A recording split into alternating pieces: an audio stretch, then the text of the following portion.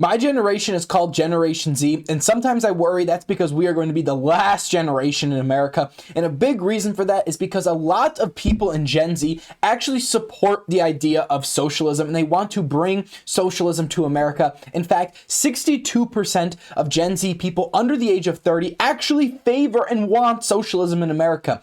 But what they don't understand is when they're asked what is the definition of socialism, they don't say it's when the government gets to control the means of production. They say it means equality. And what's sad about this is that has never been what socialism has ever produced. While people want to add socialism for equality, it never ever leads to that outcome. And sadly, we have modern day historical examples like Venezuela and Cuba to prove why you need a free market system and why capitalism in America is the best system, because it not only allows for free commerce, it gives people profit incentives, but it also allows for socialistic systems like Social Security to be funded by the US government.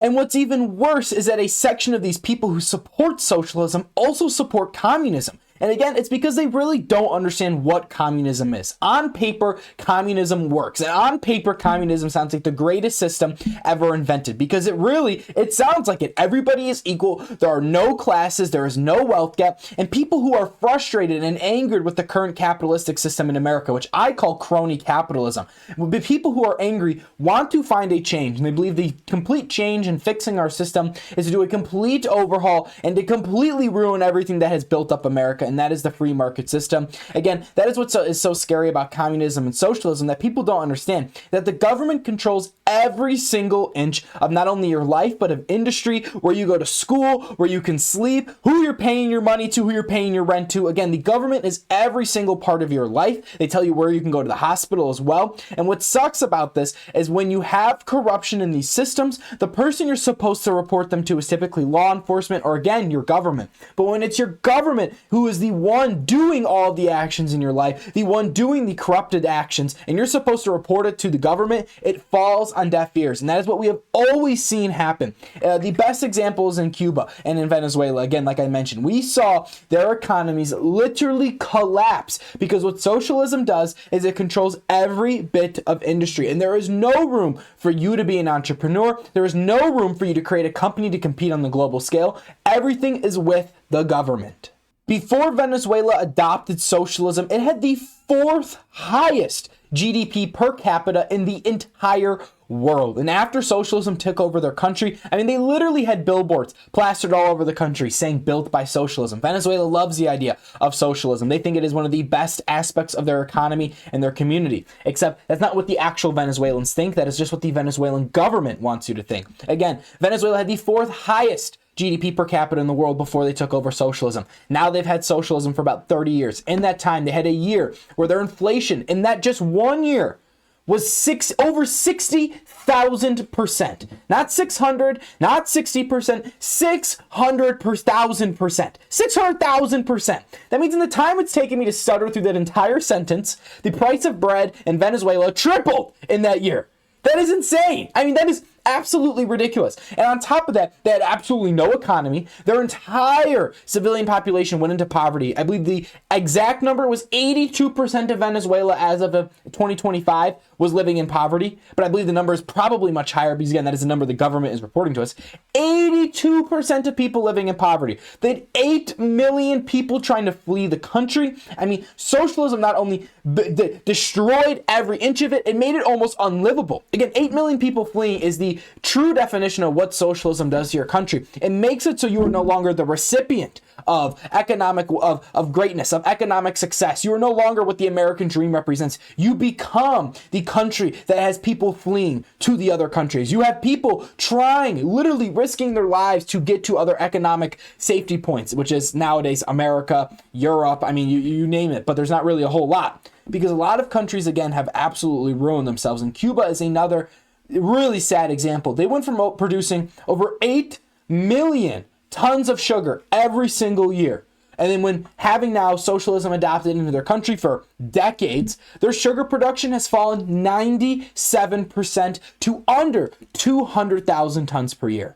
And the reason I'm harping on this is because people really don't understand what it means to have the government control every part of your economy. The government simply does not know how to make the correct decision in every single industry that it is running. That is why free markets work so well, because there are literally billions of decisions made every single day at a business level across America that mean you have no idea what is going on. Again, you have accountants from every single level doing their work. You have lawyers, you have technicians, you have computer programmers. The government simply cannot lead and strategize and make the decisions for all of these different industries perfectly like America has done. Again, America has created an environment where the best of the best rise to the top of the industries, and they essentially lead those industries in the directions that they go for decades. Best example is Steve Jobs in creating the iPhone. He changed technology not only for a couple years, but forever. And this might sound like a joke, but try to name one Venezuelan entrepreneur. I mean, you really can't. And the reason why is, again, because the government, once it takes over your entire industry, all of a sudden there is no room to grow. That is the top. The government becomes the top. There is no way for you to go and take the risk. If you were to go take the risk and start a company, there is no profit incentive. All of the profit goes to the government. So again, that is why you have no creation of industry, no expansion of industry in these countries, because socialism literally destroys the want and the need and essentially the complete incentive for people to go and take the risks, start companies, start in creating the infrastructure that leads to what America has. Again, there's a reason why we have billionaires. While I'm not really in favor of how billionaires completely destroy our political system, how they lobby our politicians, how they get around certain tax regulations because of tax loopholes, and I think that needs to be cleaned up, there is a reason why billionaires are billionaires, and we can't just simply take away the incentive for them to build capital, because if we do that, all of a sudden you will have no job creation, you have no industries expanding, and our entire economy will not only come to a halt, it will literally start to move backwards if we allow the government to make every decision. Imagine Nancy Pelosi and Chuck Schumer and all the idiots in Congress got to make the decisions that Nvidia had to make every single day, that Apple had to make every single day, that Google was making every single day. Would you really trust Nancy Pelosi to do the same job as the smartest computer programmers in the world? I mean, really, would you trust her to lead that industry? I don't. I especially do not even want her touching it, as we know she's invested every single inch of her life with insider trading into these companies, so that's besides the point. But again, I don't want her leading these industries. I don't think Nancy Pelosi could do anything better than Steve Jobs could have done. In fact, I think Steve Jobs did everything a million times better. I think that's an obvious statement. But again, people who support socialism for some reason believe that the government can do a better job than all of the entrepreneurs, than all of the civilians can do on an individual basis in their own industries and their own jobs. And I refuse to understand it, and I will never understand why. It is honestly just really, really sad that people support socialism, because again, it is what will ruin your society. And people pick it up for the idea that is, hey, to create equality amongst everybody. There's no classes. If you have no economic classes, again, you have no incentive. And having that separation of classes, well, again, we might want to tighten it up and not make it so there's such big gaps between classes. You need those classes because that is what allows capital to flow freely.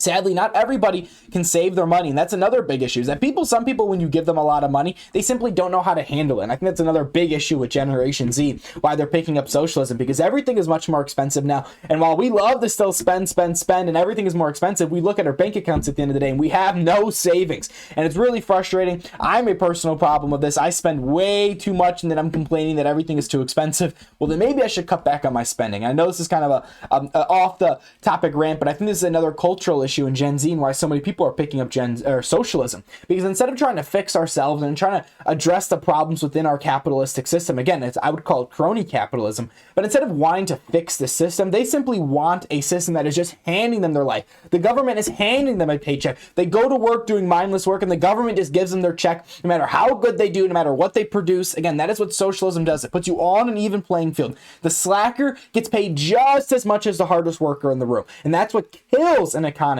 is when you are not rewarding the person who is working harder than the slacker. And I don't buy all the nonsense that there's people, that the world is against people and they can't work as hard as another person. Sure, with some medical sense, of course, I believe it. But again, that's why we have the free markets. In America, you pay your tax system to go and take care of the elderly, to take care of the disabled, to take care of the people who can't take care of themselves. That is a socialistic system. Us paying into the elderly care of people, us paying into Social Security, literally writing people who don't work anymore checks. That That is the definition of socialism. We have that in America. We have these systems and we have free markets that have essentially propped them up and built them. Again, I don't really think socialism and our social security system was built in the best way. Again, that's why I'm so against socialism, because in every aspect, even in the smallest ways of socialism, it is a complete failure. There's a reason why California, the third or fourth biggest GDP in the entire world, why they don't have universal health care. One of the most liberal places in the entire world doesn't have universal health care yet. And again, they have the most money to do it. Why haven't they done it? Because it's impossible. Because if you were to do it, you would create one of the worst healthcare systems, not only in America, but in the entire world. I think one of the craziest statistics of all time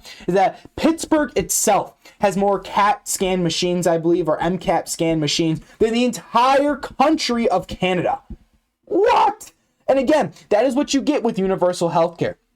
Massive waiting lines. You get no priority because everybody is treated as the same. There is no funding for their facilities. It is a complete hellhole. And that is what America at least can separate, is if you're paying for your facilities, and again, you get that proper healthcare. And while we do have a lot of problems within our current healthcare system that we need to address, it is not the answer to go get universal healthcare, because it will fail and destroy our healthcare system. And again, I think what all of Gen Z and what America wants is just to fix the current capitalistic system that we have, that is what I call crony capitalism. I think crony capitalism is the absolute crux of our economy, and it is going to destroy us. That is why we are having a completely recessionary job market. It's because we do not have the regulations in place to control our corporations from essentially telling our politicians what to do. Our politicians, I feel like, are no longer in control. I think a lot of people would agree with that statement. The regulations that are meant to control our corporations are literally being written by our corporations because of how much they're paying our politicians. So before we start anywhere to fix the free market system, we have to get all corporations out of politics. I harp about this on the channel all the time, but that is the number one fix. It is not socialism. It is controlling and containing these corporations. It is properly forcing our billionaires and our wealthy class to deploy their capital to not only create jobs, but to benefit the average American, and not just to hoard it in stock or money or gold or whatever they might hoard it in, or add other different types of assets, to deploy that capital to benefit me and you. And the government has to give them those opportunities. And I believe a democratic government completely fails at that. I believe modern day Democrats, again, pretty much modern day socialists, are way too anti-business for them to even understand the fact that if you do not allow business to flourish and you do not incentivize investment and incentivize businesses to take risk, then your economy is going to halt. You cannot fund any of the social systems or any of the welfare systems that you want to fund. And all of a sudden, your entire society plummets because you need the economy. The economy is the backbone of absolutely everything. And one of my favorite quotes is that while we might not like it, everything is political. So the backbone, which is the economy, is also political, which means we have to clean that up first before we can get the backbone of America back on track. And I believe it is very, very, very easy to do. And again, we just have to start by, there's a bunch of different little caveats that we have to fix, but the number one thing is controlling our corporations, getting out these boomer politicians that have been bought out for generations, getting in Gen Z, who isn't corrupt just yet, getting in Gen Z, regulating not only AI, but again, these massive corporations from getting into our campaigns, and we will have a great time in America. We will be living very lavishly, and I think it will be done very soon, and that's what we're trying to do on the Tommy Stone Show. So thank you all very much for watching this episode 1 of Why Socialism Sucks. We're going to be doing a whole complete series on this. This is just kind of the intro into it, talking about Venezuela and Cuba, but we're going to be doing in-depth dives onto each and every little country and each and every story of socialism across the world and why it destroys not only economies, but entire countries. So thank you all so much for watching the Tommy Stone Show. If you have not already, please subscribe to the channel. It means a ton. Your support, it really, really helps me. If you can hit that subscribe button, hit that like button, and comment down below what your thoughts on this video are. And if you haven't already, please go follow me on TikTok and Instagram, the same handle, the Tommy Stone Show, on every single social media page. But as always, thank you all. Have a fantastic, fantastic day.